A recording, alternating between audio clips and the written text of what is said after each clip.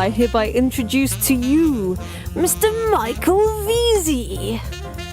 Today's episode is brought to you by the 10K Collective. The 10K Collective is a collection of men and women who are doing at least $25,000 a month on Amazon in the UK, US, Europe, doesn't matter, but that is the figure as a minimum. Now, why that figure? Because it means you get to meet with like-minded people who are serious about Amazon, who are doing well, and who are ambitious to do better rather than knocking around with newbies, which isn't going to help you if you want to scale up from 6 figures a month to 7 figures or whatever you're ambitious to do, 4 to 5 figures. We have people who are doing up to around the $250,000 a month mark. And as I say, the lowest is 25K. So it's still quite a big spread, but we have amazing things that get shared.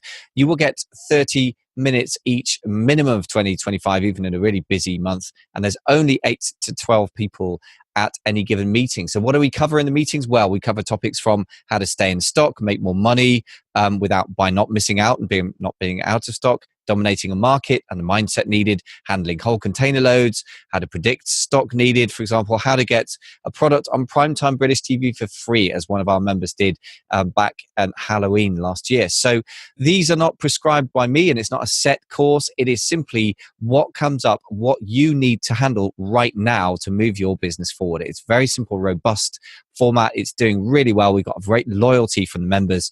I think out of 10 people that have joined it so far, about 8 are still with us after several months, which is a real testament to the fact that they're getting value, and there's a great feel of community, and we have a lot of fun. We take business seriously, but we also try not to take ourselves too seriously. We have a lot of fun. We're very open, and we have a lot of serious debates that actually result in people doing stuff and taking action, like opening up in America, like going to Germany, like, doubling their orders. I mean, serious action takes place as a result of these meetings, and it's also good fun.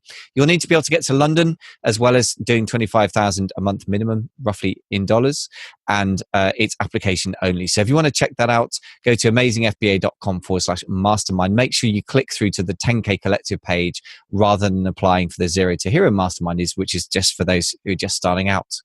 Thanks very much for listening. Now, on with the show. Ladies and gentlemen, welcome back to the show. Today I am talking to Jaques of London, who is a very serious Amazon seller, also a member of the 10K Collective, all-round great guy. He's telling it like it is, shooting from the hip in Joe style. So Joe, welcome back. Hi, nice to be back. Thank you. So tell us more. We were talking in the last, everything's really been revolving about, being convinced, trying to build a serious business, and, dealing with the realities of funding and having to raise money, and, just staying true to a vision, really. So let's talk a bit more about not so much the beginning stages or the earlier stages, but how you scale up from, whatever it is when you first hit 6 figures a month up towards the, $500,000 a month and beyond. What would you say are the main either insights that you've had on that journey, or the main mistakes you've seen other people make? I've seen other people. I've made plenty of mistakes. Right. There's a fine line between holding enough inventory for, say, 5 SKUs and deciding to go for 10, 15 SKUs. You have to sooner or later take the leap to expand your range, but at the same time, you need to have the inventory. So again, I'll go back to money and making sure you've got money to do all those things. But it's a lot of things to manage, and I always quite like the idea of spread betting across lots of lines. It makes me feel a bit safer. And you look at, any big business likes to do that. Have a good numbers guy. And try and remove yourself from the day-to-day bits and pieces of it as much as possible.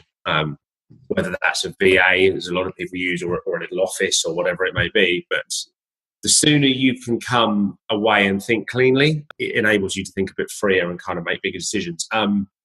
The other thing I often think is that people get very proud of never be wowed by yourself, never be wowed by your number, never people think, right, I'm going to go for 500,000. Always set yourself a kind of yardstick and a point that you're going to jump past. People often start to lose their bottle when they get a bit bigger and don't continue to take. You got to that size because you took risks and were brave. Everything's calculated. You have to make sure you've got half a brain on you to kind of get to that point. But the very moment you stop taking those risks and taking the leap and taking the jump, that's when you will stop growing. And as you mentioned, and I think it's sort of a tried and tested saying, you either grow or shrink. You never remain static, unfortunately. Yeah, it would be nice sometimes to have that. I can testify to that. We have shrunk lots, and it had massive shrinking pains, and then the nightmare is the growing pains as well. Yeah, choose your pain. It's funny, isn't it? I mean, I think everything in life's a challenge. I think there's a book which has got nothing to do with business, but it's by M. Scott Peck called, I can't even remember what it's called. I think The Road Less Traveled, which is a quote from a poem. And he's a psychotherapist, but actually the first statement in it is life is hard, full stop. I'm like, wow, that's not very kind of positive thinking, but actually it's not a bad starting point as like, okay, I'm expecting some lumps, so let's get on with it. It's actually kind of gets you over the hump a bit. Yeah. If you want to go and think that you're going to go and set up a business and kind of do all that out without any aggravation, it's not real. And the first biggest step is always doing it and deciding to go out and set it up. And the next biggest step often for a lot of these guys doing this world is to go and do it alone. I know there's some people who are doing big numbers in our mastermind, bonkers numbers, that are still thinking, oh, maybe I should quit the day job. I'm thinking, blimey, you definitely can quit the day job, but it's still a mindset. Yeah. So tell me a bit more about mindset then. So that was the next question on my list. This is textbook stuff. So we're naturally getting to mindset. What would you say the mindset mistakes that you've made or seen in others, and what are the things that have served you the most? Mindset mistakes. It's not making decisions, I think, is the biggest danger. Not being brave and not making decisions. Right. I'm a great believer in you can talk yourself out of everything. We are humans, and we've done so well because we have an inbuilt survival instinct, which means we talk ourselves out of anything that could produce danger or jeopardy to our existence. So therefore, you have to not listen to that voice and make bigger and braver decisions. It's dangerous stuff, and it sounds a bit kind of textbooky drivel, but you do have to kind of keep going and be prepared. There's a Dale Carnegie, How to Win Friends and Influence People book I listened to. 7 CDs it was. That's how long ago it was I listened to that.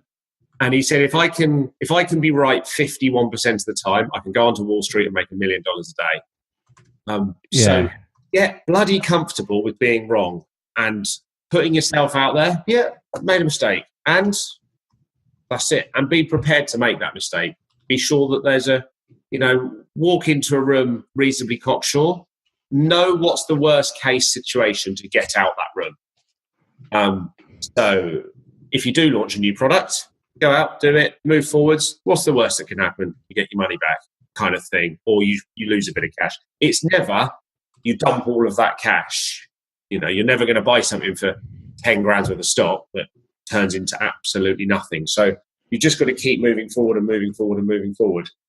So tell us about that. I mean, this makes a lot of sense. And by the way, this could be just mindset bullshit from a book, but we've worked together for several months together now in the mastermind. I know that you actually do this stuff. We discuss stuff, and you go off and you come back and you say, yeah, we've done it. So I know for a fact that you actually walk your talk, which again makes you pretty exceptional human being. So it's unusual, to say the least, which is why you're succeeding so well, I think. But tell us a bit more about this, knowing the worst case scenario. What is the specific strategy you use for reducing the downside? So for example, some mentoring clients came to me recently, and frankly, they're sort of people I should probably start saying I can't work with you because I don't know if I can rescue them. But they come along with a product that has sales of 50 units a quarter or something, and they've got like 2,000 units in a warehouse or something. Okay, they've clearly chosen the product that is not working. What's the way that you protect against that worst case scenario, that you minimize the amount of, you invest $10,000 that you hope to get back a certain amount of that?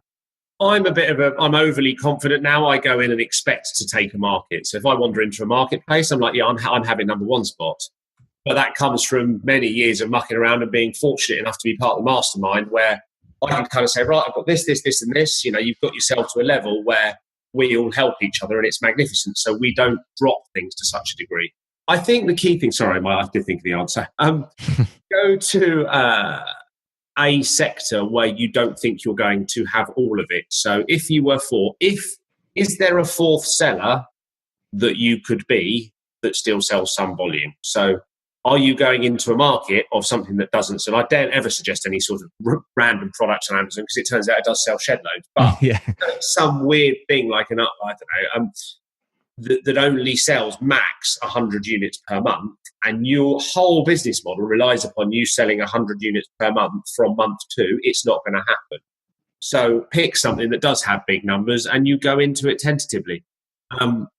If there are some things that, you're much better off, in my opinion, you're better off going after 3 sectors that have 500 units a month than one product that has 1,500 units a month, because you might win one and get second place in 2 or something like that. So, but yeah, just knowledge is key. Do your research, know what that product is. Yeah, I think so basically, I suppose what you're saying is you need a market with some depth of demand, so that if you don't take the position you want, you've still got, some kind of demand for the units, even if you sell at a lower price, whatever. Absolutely, and jump on a bandwagon. If you see a bandwagon now and you're about to jump on it, it's going to have gone and disappeared by the time you actually land on that said lily pad, and that's the end of that. So don't jump into some weird emerging market. Don't pick something like fidget spinners or micro scooters or whatever one of these things are that when they first come out, micro scooters are now still a market, but just be careful. Don't. If it looks too good to be true on day one and the cost price is this in China because they've worked out to make them loads cheaper and the sales price is still this, all that means is there's 3 months worth of stock on the way and the sales price is when it arrives is going to be down here somewhere. So just if it looks too good to be true, it probably is. Yeah, so I suppose you're saying if there's a massive markup being made in the market, then that's going to last 3 months basically, because that's how long it takes to create and ship the stuff. Yeah, I would say that's true from experience as well. So yeah, relying on that. Have you got any particular strategy for if you invest, for example, £10,000 in a product line, you just can't shift it for whatever reason, you really misjudge the market? Do you just hang on to the stock and sell it out slowly at a reduced price? Do you sell it to people in bulk? I just focus your attention. I'm now of a size where we've got enough SKUs, I've kind of got my hands full. So if there is something that isn't working, I just say burn it. Just kind of get whatever you can for it. And that's what you have to do, just sell it and discount it, and there you are. Unfortunately, I've got SKUs that just aren't the right thing. The average reviews are 3.5 to 4 star, bit of a blooming nightmare. They sort of bumble along. I'm just selling them through. There's not a lot you can do. You can try and have a fire sale. You can try lightning deals. I use this phrase of pushing who uphill. You can't do it. It doesn't work. Just stick back your winners and the things that you need to get out of. Either just tickle them away and let them run in the background, or fire sell them. If you can't fire sell them, you just have to sit there and let the money go through. Yeah. Money back, but it'll be a blooming pain. Yeah, we all do it. It's part of life, It's part of life. Yeah, I think you're right. That's such a tweetable. You can't push poo uphill. The other way of putting it is Jim Cochran calls that lipstick on a pig marketing, which is you've basically got a duff product and you're trying to market your way out of it. It just generally doesn't work on Amazon because it's such an A/B comparison with other products, right? A/B, and customer reviews. Never before has retailing been quite so transparent. If something is rubbish, you are stuffed. Yeah. That's it. And that's the game why, I go right back to the branding thing I spoke about on the previous episode of it's good. You've got to have your message. You've got to have something that breeds reliability and is trusted. My customer reviews say we buy the Jaques of London one because. So that's kind of, you've got to kind of have that to a degree, I think. Yeah, makes sense. So when things like that happen, I mean, obviously you've been in, I guess one could say that you got the advantage of coming from an established business, so it's a different game anyway. But how do you deal with setbacks like that in terms of financial setbacks or mindset things? So tell us a bit. You were talking about the shrinking business, and without wishing to take you back to the traumatic experiences too much, tell us about shrinking and how you dealt with that. And above all, because you've gone from shrinking to growing like Topsy. I mean, even in the 6-7 months that I've known you, things have really shot off. We bear in mind we're a 220-year-old business, and we've doubled our turnover last year, this year, and we'll double again next year. Wow. So you're shooting ahead. We're going. It's a lovely place to be. I've also had years where turnover's gone down 20-30% for 3 consecutive years as the high 2007 hit. We didn't have a proper web offering up and running at that point. It's just how it, you're selling inventory into shops or wherever, and that inventory, a bit like it, you buy it yourself and have it sat there for your Amazon store, it just sits and sits and sits. Yeah. Sales drop off.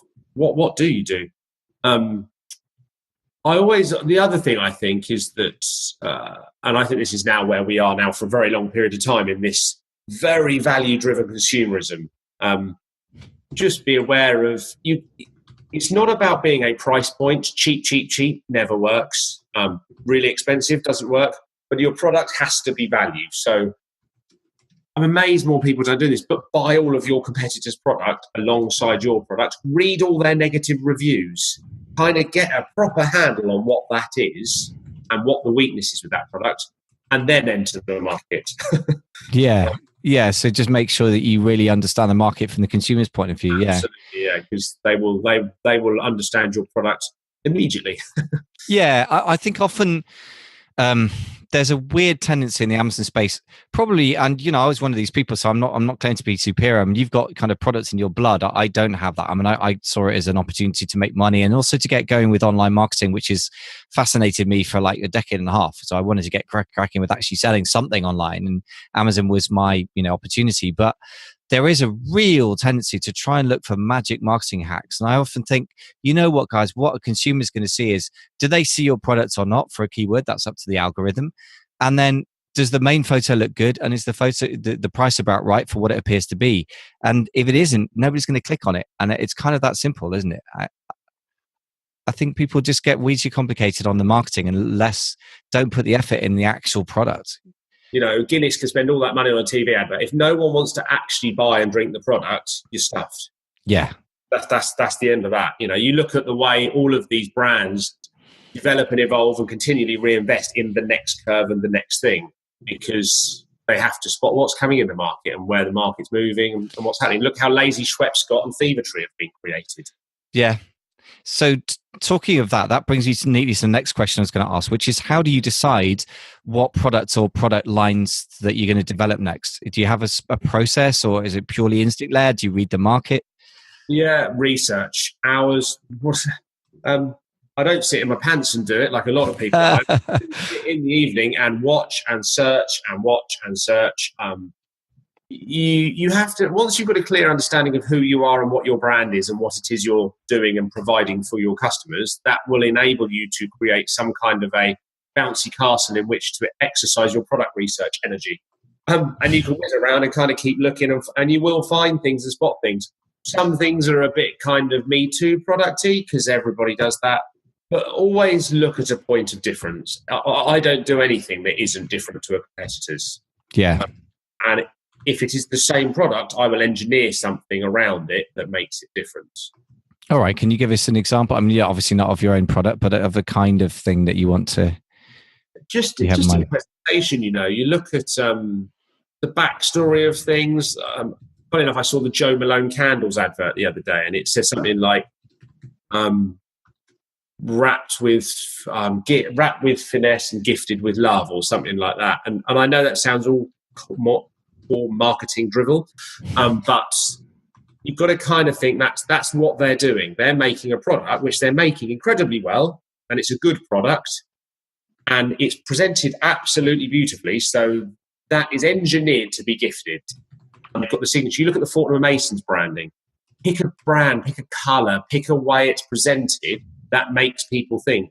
Every time someone buys a product, it's something along the lines of it's a self-justified rationalization between one of your heart desires to do something. So, for example, you want to buy a Porsche, but you back it up with it's the top performance, it's this, and it's a good German reliable brand, and it's that, and it's the other, and the residuals are good. Whichever way you put it up, you're still spunking $100,000 on a car. Yeah. I remember my dad trying to sell my mum on the idea of getting himself a nice Mercedes estate on the back, that it was because my mum's so into the environmental stuff. So he was saying it's well made, so it will be decades before it has to be scrapped, which is true. That's not why he wanted it. It's because it's a nice car. I just bought a McLaren, and I bought it on the back of, they've depreciated quite a lot. Is it the possibility of depreciation? I won't go, sorry, you're buying a bright red shiny sports car. and trying to logically justify it. So going back to your question, engineer that product so that when the person gets it, they feel good about it. And if it's a load of shit wrapped up in tissue paper, they're not going to be happy. Product has to be good, right? And everything about it has to say that you care. Make your follow-up email care. Just try and have the bit of paper. Does it come with instructions? Does it come with a guide to it? We spoke a while ago about someone a while ago was an Amazon seller. Oh, I've got these coat hangers. I can't sell them properly.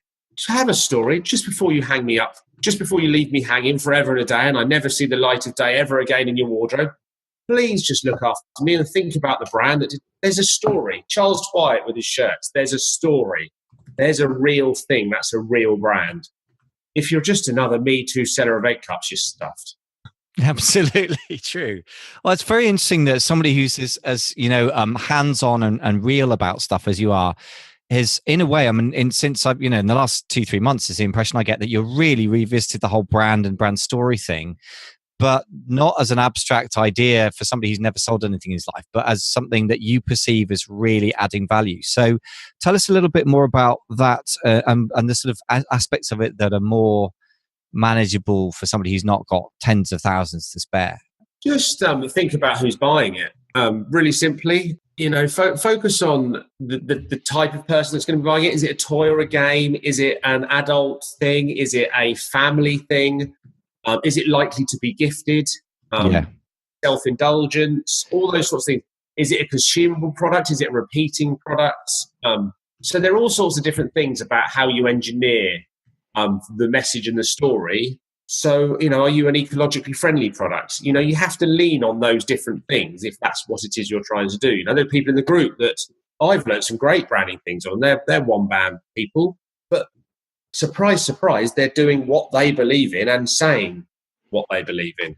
So you have to believe in what it is you're doing. And it doesn't mean, I sell products that aren't necessarily the things I've got 2 small children. I don't have the time to do all those things, but I still believe in them and I still believe in that story. So it doesn't have to be, if you sell egg cups, you don't have to have an egg every single day.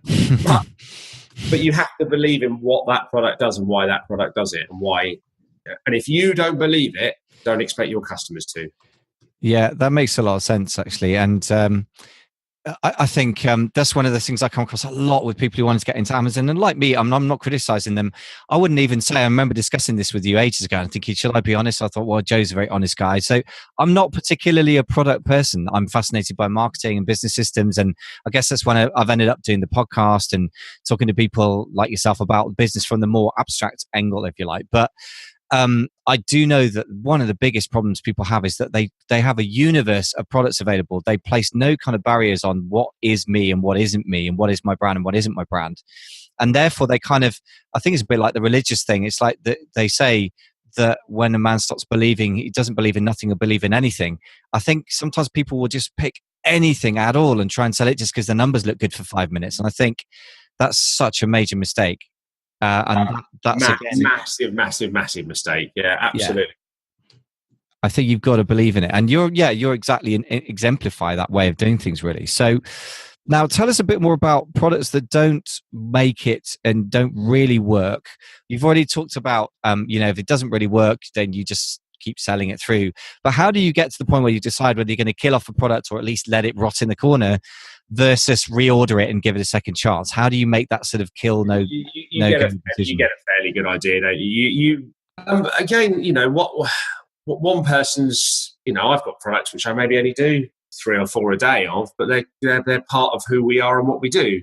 To other people, if they don't have something that does 30, 40, 50 units a day, then they won't have it. I've got products that do that, but it's all about a spectrum of stuff. And I think only you really know what products you're really happy with. But if there's something that doesn't make any money and it's really slow seller and it's not serving a purpose, then you have to kill it.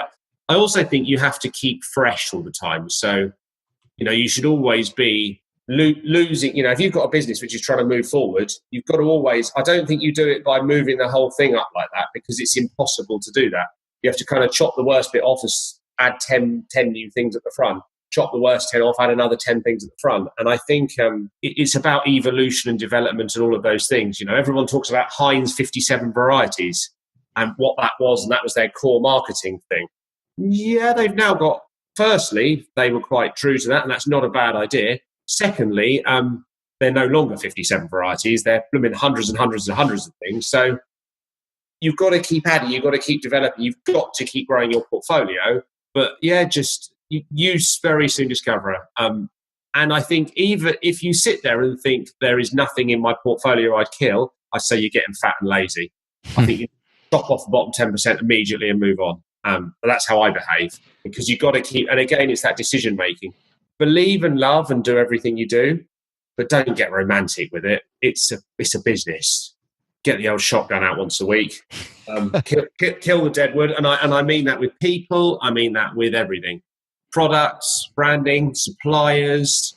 If it's not working, get going. And yeah, they say hire slowly, fire quickly, and I think the same is true with products to some degree. I mean, as you said, I like the way you're putting it there. You were very clear that some products will do a small amount of unit sales, but as long as they're profitable and they're part of what you do and part of your offering, keep them. But if they don't serve a purpose and they're making no money, then that's the point where you would consider getting rid of them. That makes a lot of sense. And I guess the same thing is true for people, right? I mean, we did have I remember a difficult discussion we had a while ago in the mastermind, and you and I discussed about, the levels of people that we had to have in there. And again, it's about sort of upscaling gradually over time. That is even true with a mastermind where people are paying to be there, it turns out, as opposed to just with employees. But again, it's that thing of, if you're going to get rid of something, try and get something in that lifts the whole thing gradually. And it can feel quite brutal sometimes. It's not an easy conversation, and it's not an easy thing to kill your darlings, as they say.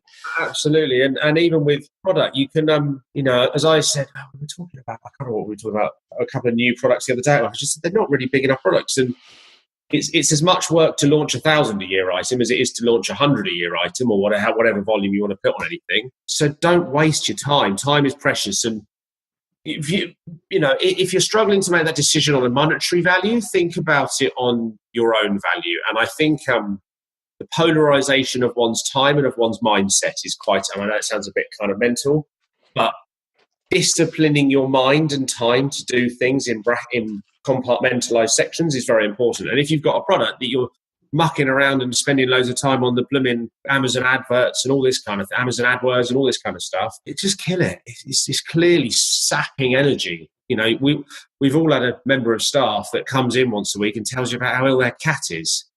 Yeah, I don't pay you to come in and moan to me about your cat.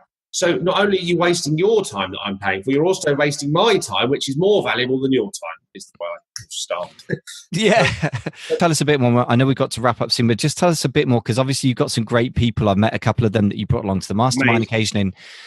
So how did you go about finding great people? I mean, what positions have you outsourced, first of all? Just touch briefly on that. In my business, we've got a couple of office people. I've currently outsourced a tech guy, an e-commerce guy, who I've known for 15 years. And now works for me one day a week. I've got a copywriting guy who since our last mastermind, I've now hired. He now works for me one day a week, so I'll do the split testing for the group I was speaking about. Excellent. I've got an FD who's my numbers guy, obviously financial director, who is ex Kimberly Clark, big numbers, gets the real world. Changed my whole life, if I'm being completely truthful. I've got a couple of office people. We've got 5 warehouse people, and I run the business primarily with my cousin, who sits as our MD, who's the safe, sensible one. But he oversees all the logistics and operations and all the things that require concentration, which I wouldn't be very good at. Excellent. So basically, you've got somebody who's in charge of operations, and you're more the product development and business development guy, I guess. Yeah, and I forgot to say, I've also got an office in China with 12 ladies, just wrapping and packing and QCing now full time. Oh, wow. And 2 office ladies. So I've kind of got that as a 30,000 square foot warehouse. Wow, you have really quite the operation. I don't think I've... It's not like I know what I'm doing, but it's not. It sounds like a massive team. I surprise myself. We're very lucky. We've got an amazing team. But, I don't sit on this podcast going on. I could make a podcast as long about all the mistakes and all the awful staff and all the awful people and all these things I've done that are really stupid, but you just have to put a brave face on it, get up, dust yourself off and move forwards. And sometimes you make a mistake we've all been, you look back, you're now very happily married, but we all look back at previous relationships and think, God, I should have finished that 6 months earlier. But that's life, isn't it? And it's about getting up and dusting yourself off and keep driving forward and striving for the best. So. Absolutely. Well, I know you've got to go and move a probably very expensive sports car, so I don't want you to get a fine on that. So we better wrap it up. So, Joe, thank you so much for the thoughts and philosophies of Joe Jaques, always stimulating and exciting. And the thing is, they're not just abstract from a book. You're out there doing it, knee deep in products and selling every day. So have you got any sort of parting thoughts for people who are, selling on Amazon, doing okay and ambitious to scale up? What would your just one or two bits of advice be?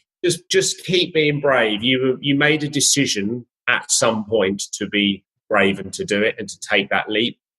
Just keep believing in yourself and keep being brave. I've got a very good friend who runs a huge hotel chain who just says, well, if I don't buy it, someone else is going to. So he just buys another hotel because if he doesn't do it, someone else is going to. So if you don't do it and make that decision to go and run those new products, someone else is going to do it. And the way I psychologically view that is that somebody else is out there making money on a product that Jaques should be selling. So therefore, in your product and your brand, it's yours for the taking. And that's life, isn't it? It sounds too American dreamish for my liking, but if you don't do it, some other such and such will. So excellent. Not too much, which is the right result for me, as you know. Excellent. Joe of Joe Jaques, thank you so much for coming on and sharing all your insights and your drive and passion for this whole business. Just comes across loud and clear. So very inspiring and just fantastic to have you and also an honor to have you as part of the 10K Collective. So very, very happy to have you there as well. No, great fun. Thank you very much, Mike. Much appreciated. Cheers.